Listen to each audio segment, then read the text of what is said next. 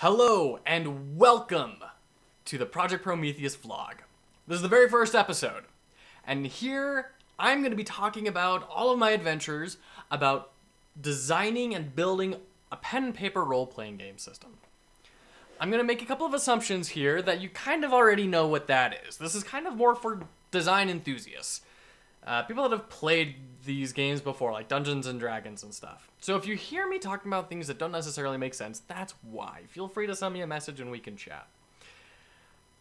The reason that I'm doing this is because I'm always terrible with motivation. I have a really hard time sticking with things. And really the only way that I've learned to really circumvent that is to hold myself accountable to people. Because if I know if someone else is expecting me to do something, then I'm going to do it. But if it's just me, that motivation dies really quick. And this is something that I really want to make sure happens. So internet, congratulations, you're my accountability person.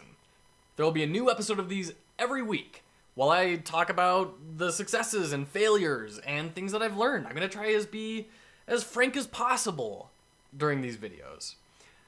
And this is the first one. So a little bit about myself. I've grown up playing pen and paper games. They've been a part of my life since before I was born. My dad was one of the first members of the Dungeons and Dragons Club at Brigham Young University, like way back in the 70s. He gave me a bunch of like first ed D&D stuff. It's incredible. So that's the guy that raised me and my family. And as such, it's just been a part of our lives. A lot of my fondest memories with my siblings were playing role-playing games. We've done everything from Dungeons and Dragons to Werewolf to Numenera to Tales of Arcana, Blades in the Dark, all sorts of different things. And some of my greatest memories and life experiences have been playing these games. They've helped me to learn and grow and understand the world around me. Not to mention the myriad educational benefits I had growing up with reading and math and English. And I really want to give back to that. I want to give the world a little bit of what I was able to experience.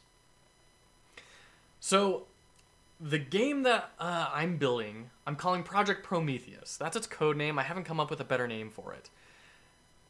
And I'll go into why it's called Project Prometheus in another video. Today, I really want to talk about project requirements.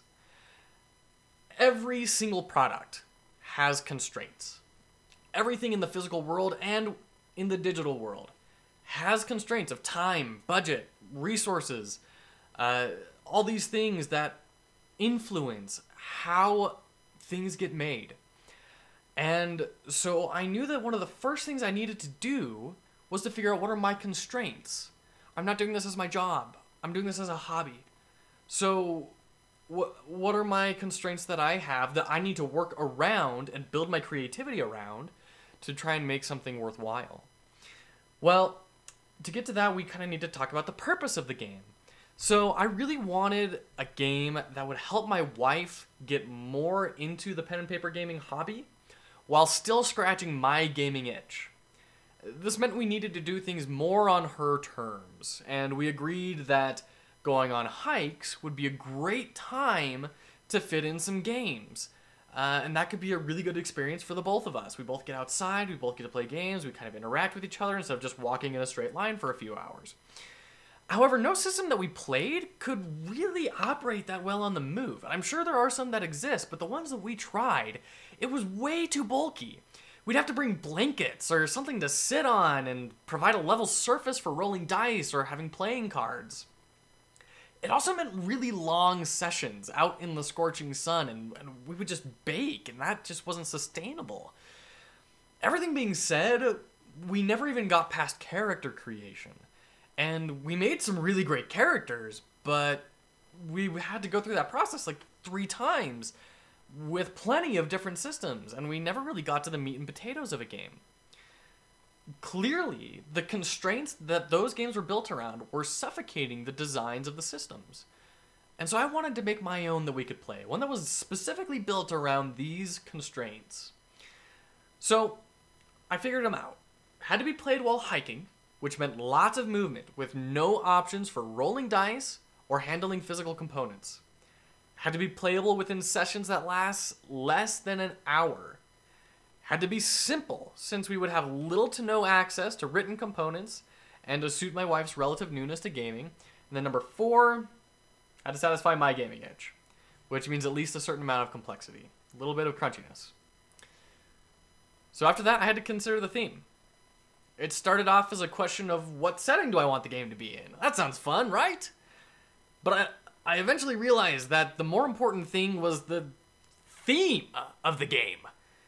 This was more than just orcs and goblins or space marines. It's what emotions are we trying to conjure with this game? What is its goal? How will it benefit the people that play it? Since we would be hiking while playing, I thought this would be a wonderful opportunity to evoke feelings of wonder of exploration. But I wanted it to be more than just that. I wanted it to help people experience life like only games really can, providing rapid feedback on the consequences of your actions in a relatively low-harm environment. I wasn't sure how to go about doing that in a meaningful way at first, but I did at least have my values I wanted to push through the game. Wonder through exploration and understanding of consequences of actions. Next time, I'll be talking about how I went about deciding on what the theme would be and the pitfalls that I found there.